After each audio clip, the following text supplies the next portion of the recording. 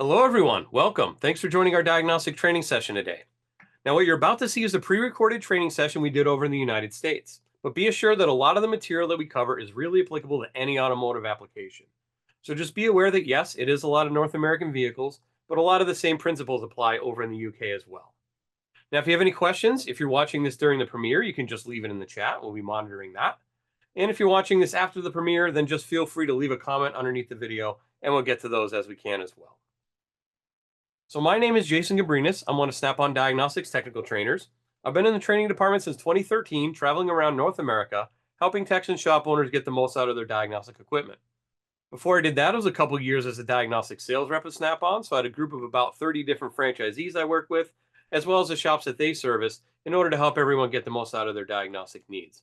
Then before I did that, it was 8 years at Subaru, so I worked in a dealership, and over time, I guess, I just became that default diag guy in the shop. So I always ended up having the drivability problems, the intermittent problems, the weird wiring problems that would show up on those cars. And that's really where I cut my diagnostic teeth, was trying to figure out all those weird head scratcher type cars that had come into my bay. Then before that, a bunch of other miscellaneous wrenching jobs. Been a little over 25 years under hood experience for me. So our topic at hand today is enhanced scanner functions and data analysis. We're going to dive into a few scanner features on your Snap-on Scan tool that you might not be aware of. Maybe you used them in the past and you forgot that they were there. Maybe you use them every day. That's also good too. But we're going to dive into a few of those features, and we're also going to talk about analyzing scanner data, looking at scanner data. How can we diagnose a couple different scenarios just by looking at scanner data? So first off, let's look at the features and functions we're talking about. First feature is going to be a custom data list. So a custom data list is where you can take all the PIDs, could be 2, 3, 400 PIDs in a module, and then you filter them down based on what you want to see. So in this case, we got 3 picked there, and we can go on with our day and just record those 3 PIDs. Also, though, a few years ago, maybe 5 years ago now, we introduced where you could build those PID lists across lists. So if many manufacturers now have 4, 5, 6, 10 different categories of data, so you can actually build the list based on off of those categories. So in this case, we have a couple selected in engine, couple in emissions, could be a couple in misfire, and just kind of build a list based on those different categories. We'll see a little bit later on when I go live on the tool. I'll walk through how we would do that and how that would look. But the OEMs that have that capability, it's going to be your Acura, BMW, Chrysler, Dodge, Ford, Honda, Jeep, Lexus, Mazda, Mercedes, Nissan, Ram, Scion, Subaru, and Toyota. As far as as far as I could tell, anyways, there may be others out there that I missed, but as far as I can tell, that's what it is. And if the manufacturer only gives you one list of PIDs, then you wouldn't have that capability anyways, because it would have to be different, pull it across different lists or categories, right? So that's pretty helpful. Narrows down the PIDs to just the few I want to see. Now, do remember, when you are recording PIDs data, if you do have a custom list set, it's only going to record those 5, 6, 7, 10, however many PIDs that you have on the list. So anything that's not on the list doesn't get recorded, just so you know. And that does help speed up data capture in many circumstances as well. Next one we're going to talk about is PID trigger. So PID trigger is where we can set a maximum and a minimum, and if the PID ever goes outside of that, the tool will monitor it for us, and it will automatically put a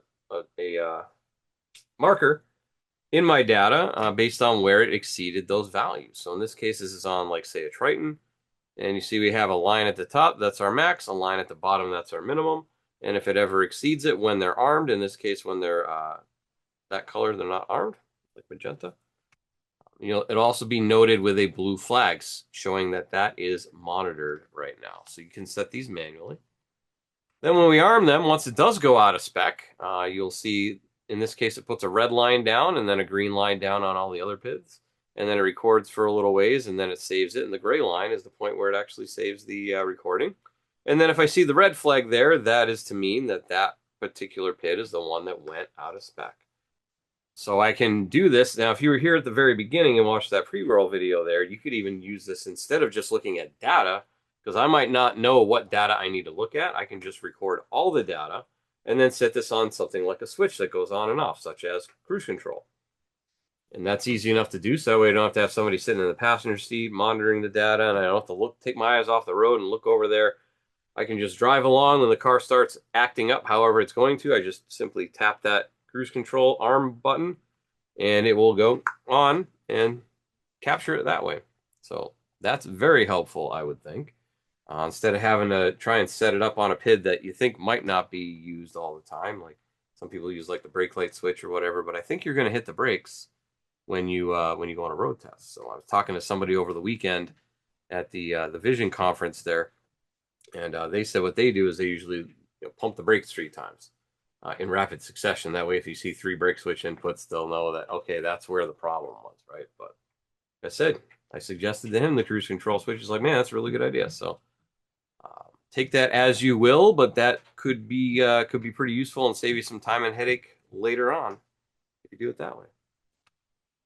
Next one is service resets and relearns. That is an exclusive feature of the tools shown here. Well, not just the tools shown here, but the series of tools shown here. So any of your Tritons, any of your Apollos, any of your Zeuses, and the Veris Edge is the lone not intelligent diagnostic tool that has it.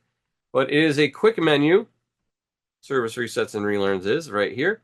And it is based on the job that you're doing at the time. So it brings in any resets, relearns, calibrations, anything you might need to do after a repair.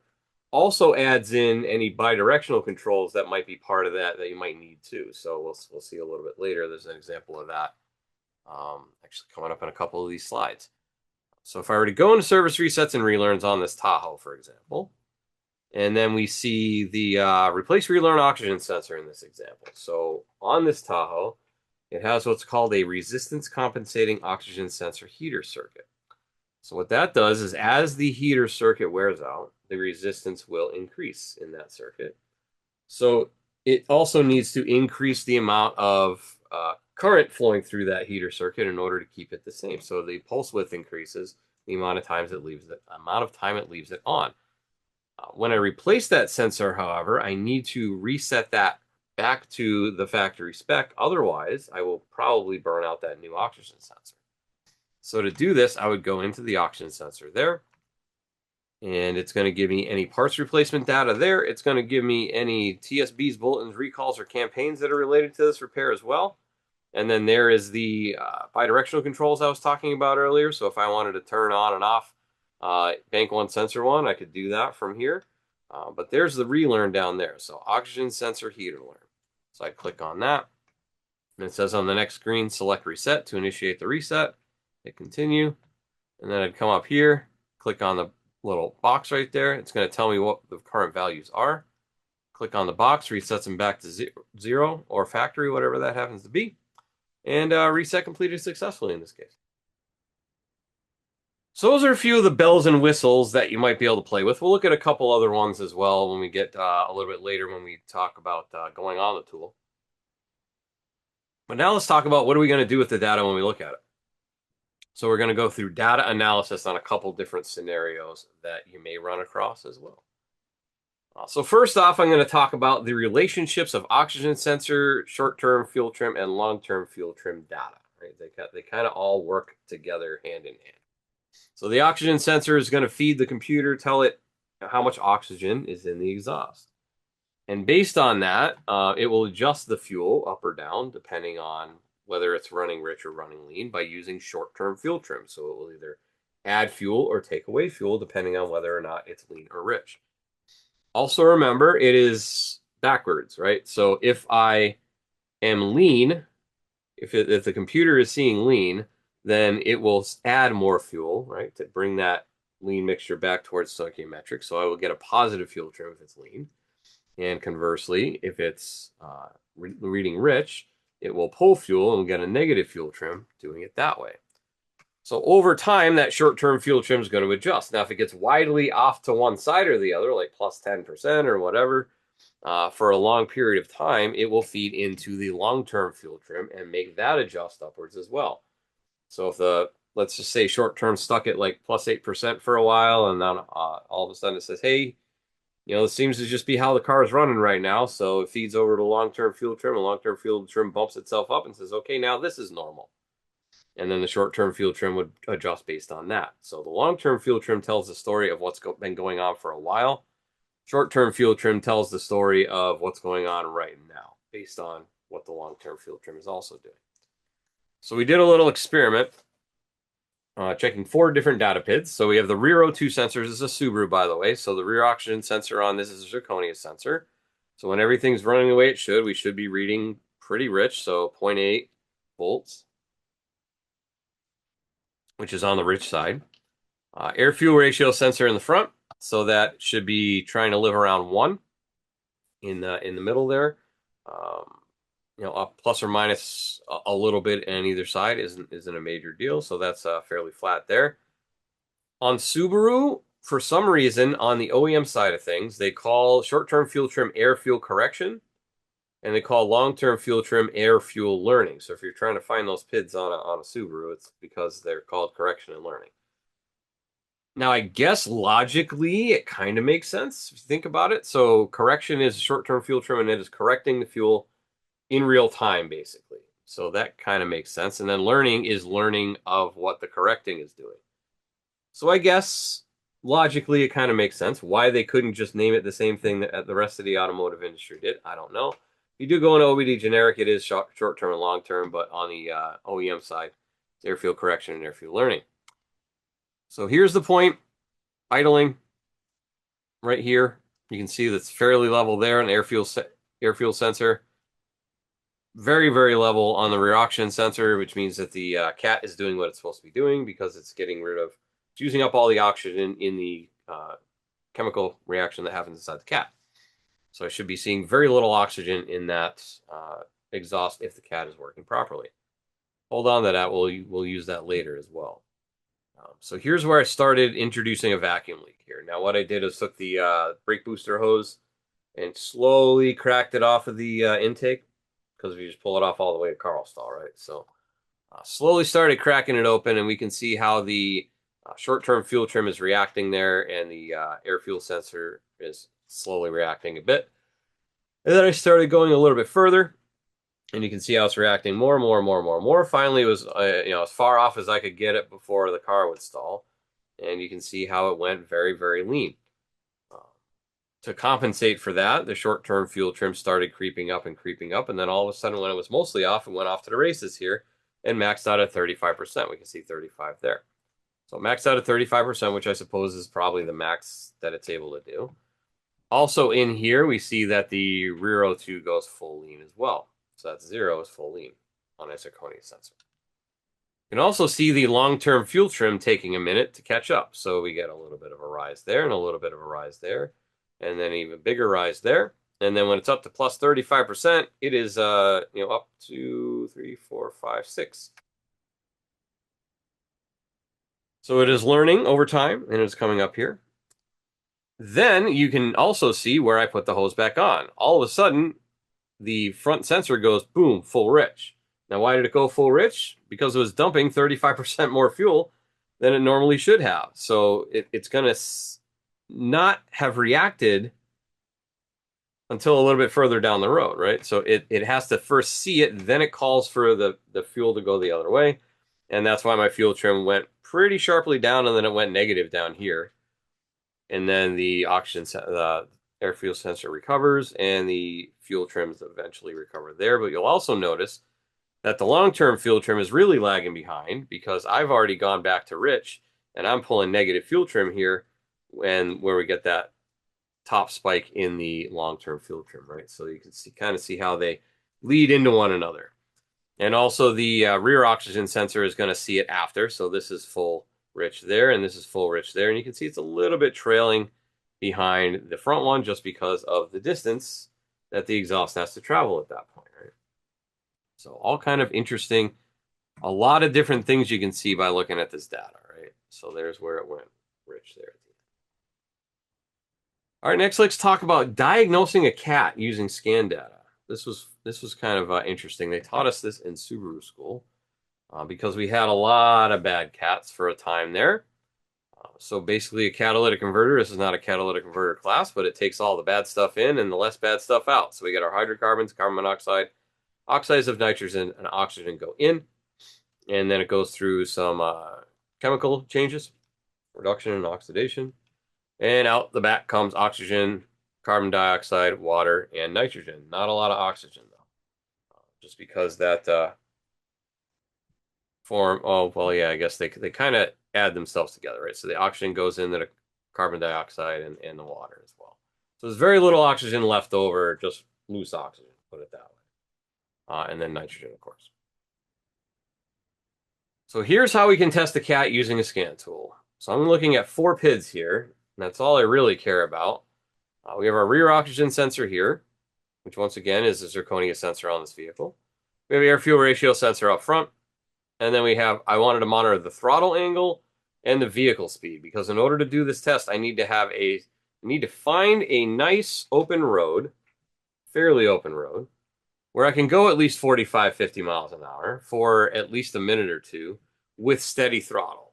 So I don't need like hills, steep, sharp inclines, anything like that. Try to avoid traffic if you can, but somewhere you can go 45, 50 miles an hour for a good minute or two steadily. It could be faster than that too if you could get it up on the highway or whatever. But the point is, we need to be going at a steady state of travel for a couple minutes in order to gather enough data.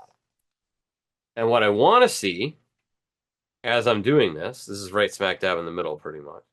You can see how we're I pulled out of a parking lot here. There's my throttle angle, went up to about 56%, pulled out of the parking lot, and vehicle speed went up with it. And then got up to about my 50 miles an hour, and I had my steady throttle input at that point. And my front AF sensor is looking very flat and very normal. That means the engine is running well. And then the rear oxygen sensor is very flat as well. That indicates that the cat is doing its job and doing what it's supposed to do. So that's just kind of under a cruise condition. That's what we want to see. If it was bad, you'd probably be seeing it going up and down quite a bit because the oxygen would be variable in the exhaust as it goes. I've done this on failed cats, and it kind of just cycles back and forth. Honestly, just kind of goes all over the place. Front sensor kind of depends. It's going to depend on what the computer is doing to manage the fuel. But the rear sensor is definitely the one you want to watch because that'll tell you whether or not the cat's working, right? As long as it's a monitored cat and the sensor is behind the cat. But in this case, that is a perfectly good cat. Now, another thing that we can do with this test as well, since we're already here, once I'm done with that cruise portion, I'm going to lift all the way off the accelerator pedal and put it in the fuel cup. When I do that, I want to see my front air fuel ratio sensor go lean, and I want to see my rear sensor go lean as well. But notice the difference. Goes lean, the front goes lean over here, rear goes lean over there. That's good, because once again, that distance that the exhaust has to cover, it's going to take time from when the front one recognizes it to where the rear one recognizes it, right? So that's what we want to see. So we can tell if we have a lazy front sensor by doing it this way. Because if for some reason the front sensor didn't pick it up until after the rear sensor, well, that's a problem because the rear sensor is way further back.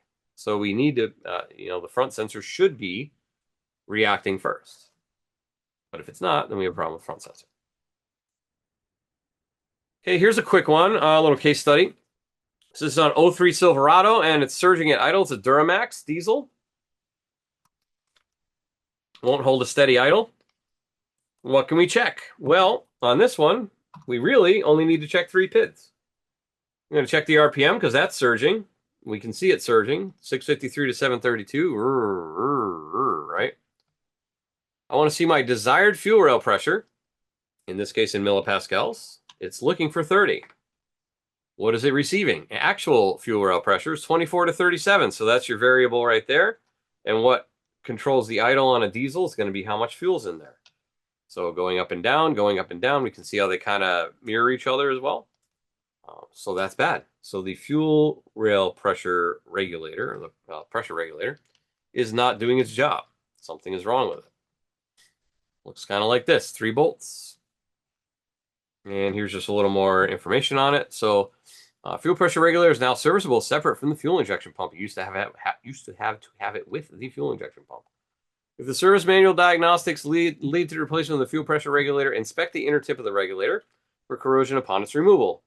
The inner tip of the fuel pressure regulator from an uncontaminated fuel system will be smooth with tan-colored fuel deposits, but it will not be blackened with heavy scaling or pitting. If it is, then there's probably another problem in there, and it gives you a little bit more information down there at the bottom. But on this vehicle, fuel pressure regulator was replaced, and lo and behold, solved the problem. Idle was pretty level. Pay very little attention to the fact that this moves up and down quite a bit. It's only 1 millipascal between the bottom and the top, just because of the auto scaling that we do. With the PIDs, you can turn it off, but in this case, it is auto scaling. So the bottom is 29 and the top is 30. So it's a whopping 1 millipascal from bottom to top. So nothing to be too concerned about. Visually, don't always trust those lion eyes, I guess. You want to double check the numbers when you're doing that, right? So in that case, it's just 1. And the RPM is the evidence that it got fixed anyways. So pretty cool little quick one. 3 little PIDs. That's all we need. Now let's talk about some best practices when it comes to flight recording, right? So it's good to, if you have time, if you have a chance, go out on a new car or a known good car, and let's put it that way. It doesn't have to be new, but a known good vehicle, and record some data from a cold vehicle to warm, just to see kind of what everything does. It can also be helpful learning how most sensors react on a vehicle. Obviously there's some variances manufacturer to manufacturer, but flight record data on initial road tests. Check out what does the engine coolant temperature look like, cold versus hot. How does it rise? How quickly does it rise? How fast did the vehicle get to operating temperature? So that kind of leads into that. Where was the VVT cold versus hot? What's my advance, my timing advance? What's the CAT efficiency at idle, cruise, and wide open throttle? So we already talked about CAT efficiency cruising down the road. And what are my long-term and short-term fuel trims? We talked about that as well, especially at idle. Use a custom data list if you know what you're looking for. This can speed up data capture as well. So like I said before, custom data list will help us to speed up the data capture. And if I only need to look at those 4 different things and I don't care about anything else on that list, that'll make it easier to look at later too, because I'll only have to look at 4 things.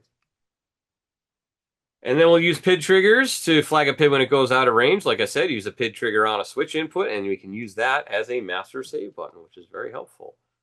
So there's an example of PID triggers right there. And then once I have my recording, I can save it to the vehicle, save it to the tool, and then we can view it on the tool itself, or we can use the free software that we provide. If you come, you can download it from our website. It's called ShopStream Connect. So you can just look up Snap-on ShopStream Connect, and you can download it to any PC, and you can modify the order of these. You can do another custom list off your custom list if you really wanted to. You can save it. All sorts of different things you can do with this to kind of make the data behave the way you want the data to behave, at least viewing it, right? Obviously, we can't change what the car is reading with this, but we can see, maybe I want these 3 PIDs stacked on top of each other so I can compare them better. And maybe when the OEM order, they're, spread all apart. So we can do that with this software. So we'll look at that here in a second. So let's go live on the tool. See what we got. Let's see, what's the first one I want to do? This is Camry. So on the Camry, I would like to go into the engine, and I want to go into data, and we're going to talk about both custom data lists and multiple lists, and we'll talk about the PID trigger. So engine data here, just going to go into the main engine data 1, and we can see there's a fair amount of PIDs here. Not going to count them all, but there's a good deal of them. If I wanted to just go group by group behind my head here, we could go into next data group, and that will bring us to the next data group and just cycle through them.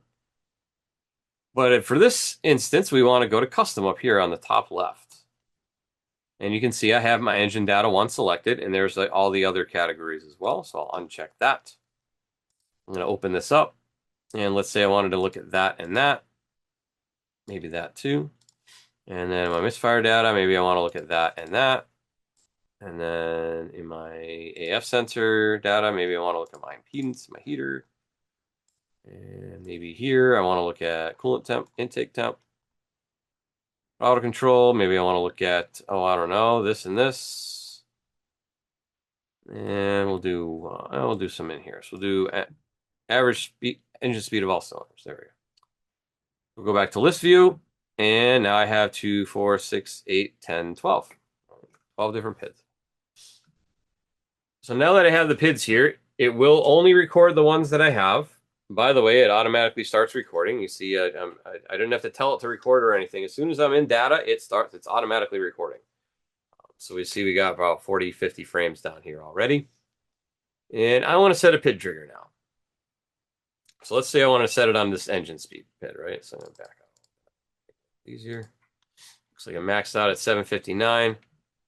So we will do a max minimum here. So on the Zeus, in order to do this, we're going to hit the dots and we're going to hit setup.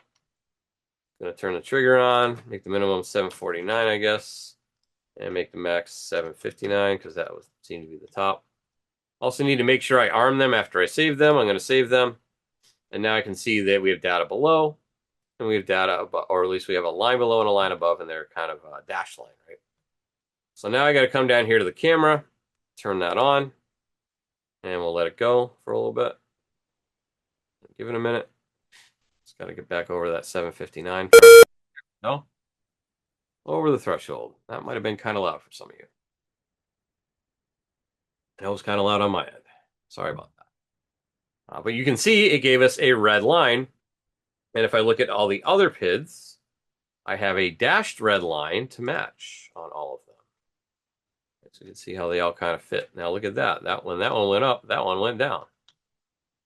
Look at that. So this helps us to see and compare when one failed, how did the other ones fare? And here's an example here for on and off PIDs, right? So I could set a trigger for on, minimum and off. As soon as I hit on, it'll trigger. Very helpful.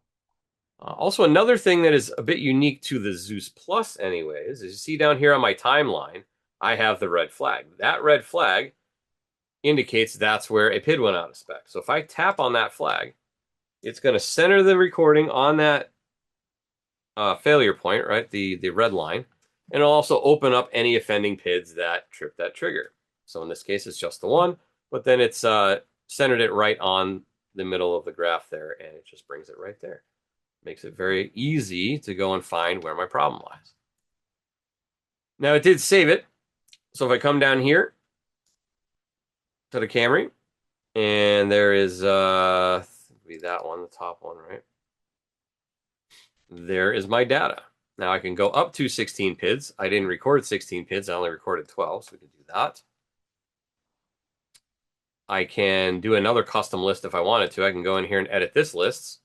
And let's say I wanted to get rid of those two as well. That brings it down even further. I can also go to back to the complete list of everything I recorded. What if I wanted to move this throttle sensor percent here? What if I wanted to have it like down with the throttle motor closed down there? So I'm going to drag it down there, and there it is. So all of those are kind of aligned together. If I want this one over here, I can do that. If I wanted to do it over here, I could do that as well. So maybe I want to put the heater below the impedance. I can drag and drop, moves it over. Right. Easy peasy. Since it runs on Windows, it's just drag and drop, move the PIDs wherever you'd like. If I want to take the RPM all the way to the bottom, I can do that. Right? Well, I guess I can go almost to the bottom. And then I can just go like that if I wanted to. I guess I just dragged it over there. Anyways, they are clickable, draggable. And then if you click on it, you can change the background colors and stuff like that. You can change the titles even if you really wanted to. So pretty powerful little program. And you could also save it, send it to a buddy. If they have ShopStream Connect, they could open it too. Hey, take a look at this if you could. Do you see anything odd about it? I have people send me PID recordings occasionally. Take a look at something that seems a little weird maybe. So very powerful little tool. And like I said, it's free. You just go to our website and you can download it. So Google that and you'll be able to do it.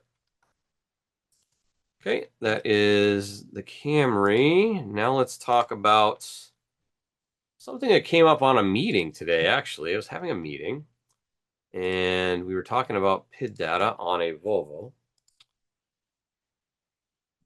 And there was some confusion about whether or not it was in millipascals or if it was in PSI. Because someone said that the reading said PSI, but it was reading millipascals. How can I change that? So let's go down here. This is the PID in question. So fuel pressure, high pressure side is in PSI. And you see it's reading in a 3-digit number there. Not Actually, probably correct, because this is just dummy data on my simulator, but we can see how it's reading in PSI. Then we can see up here that like the temperature in Fahrenheit, right? So how can I change that? If I hit exit and go to any other menu when I'm not in the PID data, I can go to Tools and Units Setup, and then I can change it. So let's say I wanted to change that to Celsius, and I want to change this to kilopascals. Accept. This would be helpful if you're in Canada as well, because Canada runs off US market software, so it's going to be in imperial units by default. So if you wanted to change everything to metric, you could. If for some reason you see it flip to imperial units and you want it in metric, or vice versa, you can do with that. So now let's go back into data, and we'll scroll down. And now we see that the pressure high side is in millipascals, and we can see that the scaling has changed. So now it's a single digit with two decimal places. And then we'll also see the temperatures in Celsius. So that's a nice, easy way to do that. A lot of folks didn't realize that that's even in there, right? So it's like I said, it came up on a call today, and I'm like, great, that gives me something to talk about tonight. Not that I couldn't have talked about it anyways, but it jogged my memory. And if you want to go back to the way it was, you can just hit restore default values, hit accept, and we're back the way we were. Okay, one last thing I want to talk about is the service resets and relearns. So we'll pull up our Tahoe again.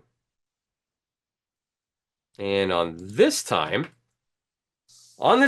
it has a brake pedal position sensor. So that when you change that brake pedal position sensor out, you need to do a relearn in both the engine and in the BCM computers. If you only do it in one and not the other, you will get a code.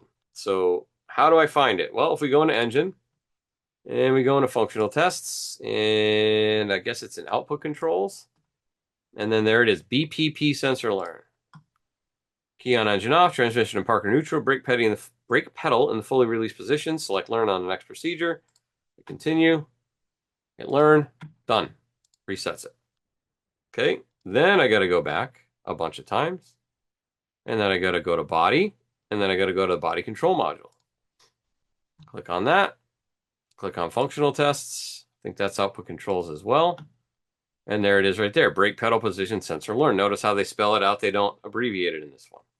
Click on that. Apply the parking brake. Start the learn procedure. Continue. Hit learn. Done. Resets it. That's a lot of clicks, and that's a lot of finding. And if I'm not used to this car, if I'm not used to navigating through this particular vehicle, it might be kind of difficult to find. So a nice thing about service resets and relearns is it will break it down by job. What job did I do on this vehicle? And what do I need to do to fix it? So in this case, let's say I replaced the brake pedal position sensor, and now I need to relearn it. Click on that. It's going to give me top repair data. It's going to give me TSB's bulletins, recalls, and campaigns that pertain to it. And also when I hit functional resets and calibrations, it goes out to all the modules and brings in the resets that might be needed. So there's one on engine. Remember how I said BPP sensor learn, and then the one on the body spelled it out. BPP sensor learn, hit continue, hit learn, exit, body control module, continue, learn, exit. Saves a ton of time. I don't have to be hunting for it. I don't have to know that I need to do it in both because it's just going to give me both on the screen. So I think that's a huge time saver. And I hope you'd agree that that would be a huge time saver. I don't have to click so much to find it. Now, it's not like if you don't have this menu on your tool, you can't get to any of the functional tests. I just showed you that, right? You go into the individual modules and you can do it that way. But this oftentimes can make things easier when it comes to that. So, pretty useful, I might say. And that is advanced scanner functions and data analysis. And with that, that's our time here today. So make sure you tune in for new diagnostic content every week. We'll be premiering a new video every Wednesday at 7 p.m. UK time, so make sure to check it out here on our YouTube channel. Please make sure you also subscribe, thumbs up, and ring that little notification bell so you'll know anytime we post new content. With that, time for questions. Now, if you have any questions, once again, if you're watching this on the premiere, just leave it in the live chat and we'll do our best to answer those. Otherwise, leave a comment under the video and we'll get to those as we monitor those comments as well. So I'd like to thank you for taking a little bit of time out of your day to learning a little bit more about how you might be able to be more efficient at diagnosing vehicles using some of the information that we've been giving you today. Hopefully we'll see you next week, and we'll see you on any of our other videos. Have a good week, have a good night, and take care.